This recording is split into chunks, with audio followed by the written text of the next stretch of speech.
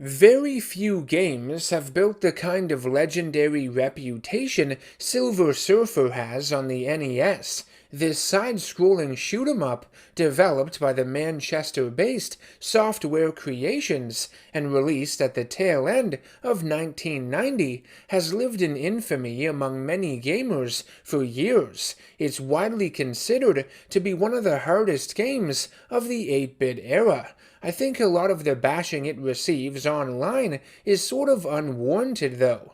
The game has gotten a lot of negative exposure online for years now. That iconic AVGN episode sure didn't help, but I wish more people would take the time to experience it themselves and find ways to appreciate the game for what it is. At the very least, appreciate the talent and creativity that went into developing it.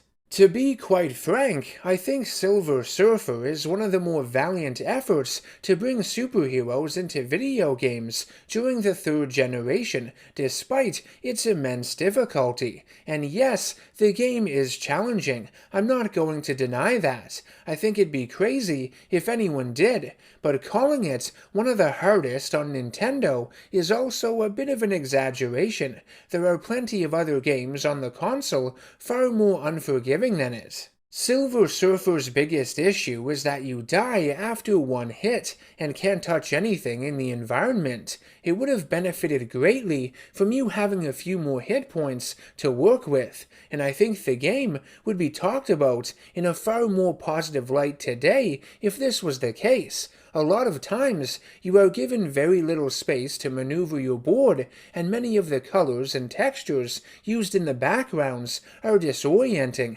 and cause enemy projectiles to blend in. But you can also play any of the levels in the game in any order you wish. There are checkpoints when you reach each new section, and even a password feature you can use if needed.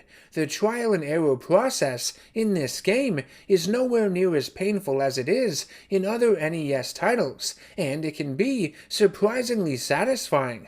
Contrary to what many of you out there may believe, the gameplay is pretty addictive and fun also. A bullet hell. Silver Surfer can become extremely overpowered with the amount of upgrades you can collect and stack that increase the damage and amount of energy bullets he can fire. So even though you are at a significant disadvantage at first, you can turn the tides more in your favor the longer you play it. It comes with enough practice and patience, like any video game. The visuals in Silver Surfer are quite appealing for the era. I like how it uses a combination of side-scrolling and top-down sections to add variety. Each of the levels also feel very distinct from one another aesthetically, so things don't become too dull for the player. The music in the game, composed by Tim Follin, who was only 19 at the time, is also incredible. It shows you the true potential the NES sound chip had. The score really pushed it to its limits, one of my favorites in the console's library. And I'm not just saying that. Have a listen. I dare you to not tap your foot or bob your head.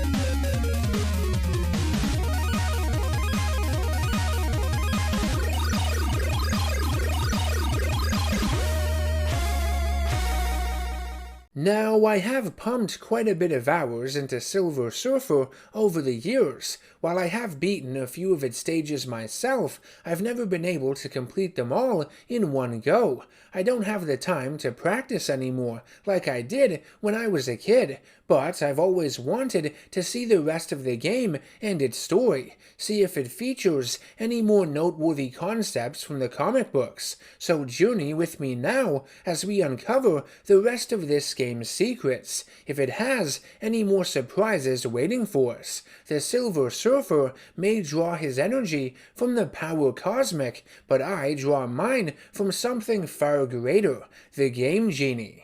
After completing Silver Surfer in its entirety, I have to say, for the time, it's not half bad as an adaptation of this character. There are 5 levels in the game, consisting of 3 sections each. You can play them in any order you desire, like I stated, but the game's manual recommends you play the Reptile or Mephisto stages first to get used to the gameplay before attempting any of the others. This I find laughable because all of the levels are equally as challenging and you'd be hard-pressed to beat any of them in record time.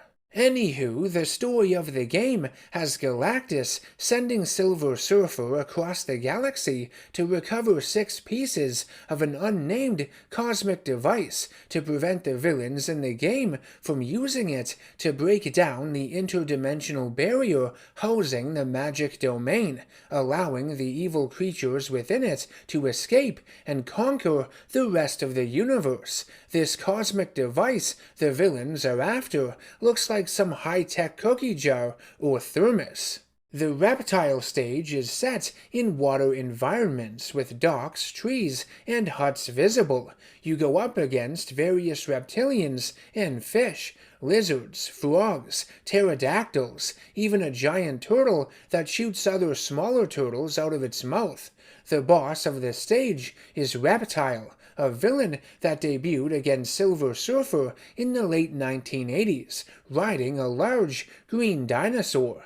Mephisto's stage would have to take place in Mephisto's realm, I assume. It's filled with ghosts, skulls, and floating or rolling eyeballs that all want you dead. Mephisto makes an appearance at the end with his face sticking out of a wall. The Fire Lord stage takes place on some volcanic planet. It looks more like mud, really. White hands reach out of it to grab you. You then make your way into the planet's molten interior, dodging falling lava coming out of the gaping mouths of stone faces, or partial skulls, on the ceilings of the tunnels. A very common enemy in this stage are jack-o'-lanterns that jump into the air, a bit goofy. Eventually, you reach Fire Lord. The Emperor stage has the Surfer travel to the homeworld of the shape-shifting Skrulls. At least I think that's what it's supposed to be.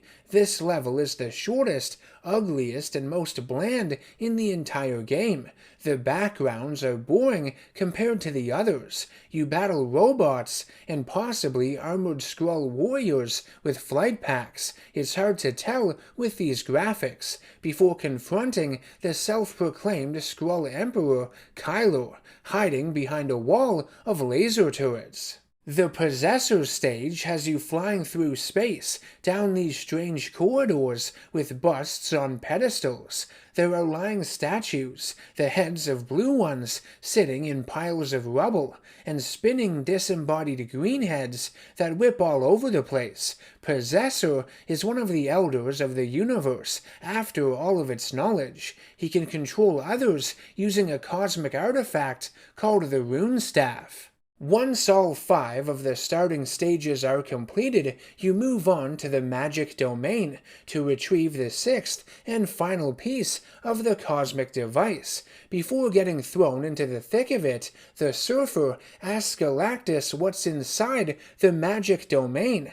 Galactus says he'll have to find out for himself before sending his herald through a dimensional portal. And yeah, I don't blame Galactus. It's hard to put into words how fucked fucked up some of the stuff you see in the magic domain is. It starts off pretty tame with a bunch of eyeballs stuck together, but then there are pits of mouths screaming in agonizing pain, bubbles, a floating blue lobster, and then chained up elephant heads, skinned with parts of their skulls protruding. What in God's name am I looking at here? There are green faces you fly past in the magic domain, and I have no idea who the hell they are supposed to be. The stage's icon in the bottom right-hand corner of the screen is an image of Mr. Sinister, typically an X-Men villain, but you don't fight him in the game. The final boss is this giant purple creature wearing only white boots who fires at you with a blaster and walks back and forth. I don't know what exactly it is. Nothing that has shown up in any of the comics that I'm aware of. When you beat it, the ending of the game is actually kind of funny. It's very abrupt. Galactus tries to steal the cosmic device for himself, but Silver Surfer essentially slaps his hand and says, "Fuck off, no." He hides it in a safe place so no one else can ever find it. It would have been really cool if you had one last battle against Galactus, but I think that's asking far too much from this game.